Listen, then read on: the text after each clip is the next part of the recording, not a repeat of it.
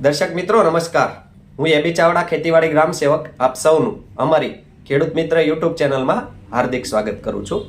દર્શક મિત્રો, કૃષિ સહાય પેકેજ અંતર્ગત જે ખેડૂતોની ઓનલાઈન અરજીઓ લેવામાં આવેલ આ ખેડૂતોના ખાતામાં ભાવનગર સહિત ઘણા બધા જિલ્લાઓમાં ખેડૂતોના ખાતામાં સહાયની રકમ જમા કરી દેવામાં આવી છે અને ઘણા બધા ખેડૂતોની સહાયની રકમ જમા કરવા માટેની પ્રક્રિયા હાલમાં ચાલુ છે। ખેતીવાડી વિભાગ દ્વારા પૂરજોશમાં આ કામગીરી કરવામાં આવી રહી છે અને ટૂંક સમયમાં તમામ ખેડૂતોના ખાતામાં આ પૈસા જમા કરવામાં આવેલ છે। હવે દર્શક મિત્રો, આ સહાયની રકમ જે તે ખેડૂતોના ખાતામાં એમનું આધાર કાર્ડ જે બેંકમાં સીડિંગ થયેલું હોય, લિંક થયેલું હોય એ બેંકમાં જમા કરવામાં આવશે, અથવા જે તે ખેડૂતનું આધાર સીડિંગ એક બેંકમાં ના હોય તો એમણે જે ઓનલાઈન અરજીમાં બેંક પાસબુક આપેલ હતી વિગત, એ ખાતામાં એમની સહાયની રકમ જમા કરવામાં આવશે।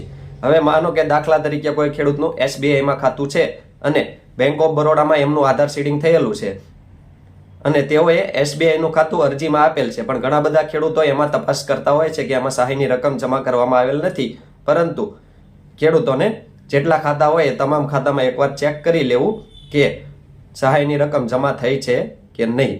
અને લગભગ 60 થી 80% ખેડૂતોની અરજીઓને એપ્રુવલની કામગીરી થઈ ગઈ છે। બાકી રહેલ ખેડૂતોની જે પાછળથી અરજી આવેલ હોય એ ખેડૂતોનું એપ્રુવલ બાકી છે અને ટૂંક સમયમાં એ ખેડૂતોનું પણ પેમેન્ટ થઈ જશે।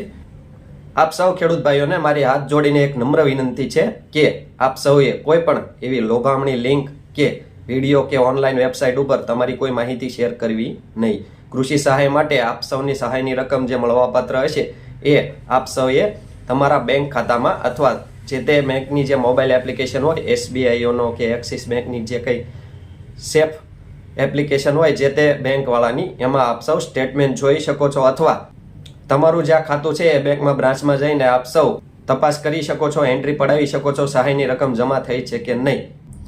અથવા જે તે ખેડૂત ભાઈઓ ફોનપે, ગૂગલ પે વગેરેમાં પણ આની માહિતી મેળવી શકે છે। ખેડૂત ભાઈઓએ વોટ્સએપમાં એવી કોઈ લોભામણી લિંક આવે, એપ્લિકેશન એના ઉપર ક્લિક કરવું નહીં, એપ્લિકેશન ખોલવી નહીં અને જે તે ખેડૂત ભાઈઓ આપણે જે વાત કરી એ મુજબ બેંકમાં તપાસ કરી લેવી, એન્ટ્રી પડાવી લેવી, અથવા જે તે બેંકની જે સેફ એપ્લિકેશન છે એમાં આપ સૌએ જોઈ લેવું। અને ખેડૂત ભાઈઓને જણાવીએ કે આપ સૌ ખેડૂત ભાઈઓ જે ઓનલાઈન અરજી કરી છે એ તમારા ગામના VCને જમા કરાવો, ત્યાંથી તમારા ખેતીવાડી ગ્રામ સેવકશ્રીને આપવામાં આવે, એમના દ્વારા ફિઝિકલ ડોક્યુમેન્ટ વેરિફિકેશન કરવામાં આવે અને એપ્રુવલની કામગીરી કરવામાં આવે છે। ત્યારબાદ ત્યારથી આગળ TDO કક્ષા, ત્યાંથી જિલ્લામાં જાય છે અને પેમેન્ટની પ્રક્રિયા હાથ ધરવામાં આવે છે। એટલે અત્યાર સુધી લગભગ 60 થી 80% ખેડૂતોના એપ્રુવલની કામગીરી થઈ ગઈ છે। પાછળની તારીખમાં જે અરજીઓ થયેલ એ તમામ ખેડૂતોની અરજીઓ અત્યારે જે તે ગ્રામ સેવક પાસે આવે છે, એપ્રુવલ થઈને એ ખેડૂતોના ખાતામાં પણ લગભગ 10 થી 15 દિવસ કે આ મહિનાના એન્ડ સુધીમાં સહાયની રકમ જમા કરી દેવામાં આવશે।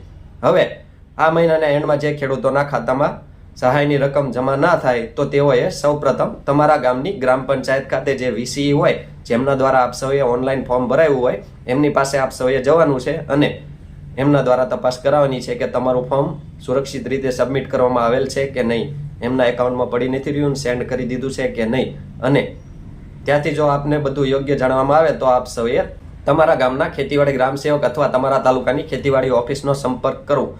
દર્શક મિત્રો, ખેતીલક્ષી આવી ખૂબ જ સાચી, સચોટ અને આધુનિક માહિતી ઉપરાંત વખતો વખત જાહેર થતી સરકારશ્રીની વિવિધ સબસિડી યોજનાઓની વિડીયો દ્વારા માહિતી મેળવવા માટે આપણી આ ખેડૂત મિત્ર ચેનલ સબસ્ક્રાઇબ કરવા વિનંતી। સબસ્ક્રાઇબ કર્યા બાદ દર્શક મિત્રો બાજુના બેલ આઇકન ઉપર ક્લિક કરી દેવું, જેથી અમારી ચેનલના નવા વિડીયોની નોટિફિકેશન આપ સૌના મોબાઈલમાં મળતી રહે।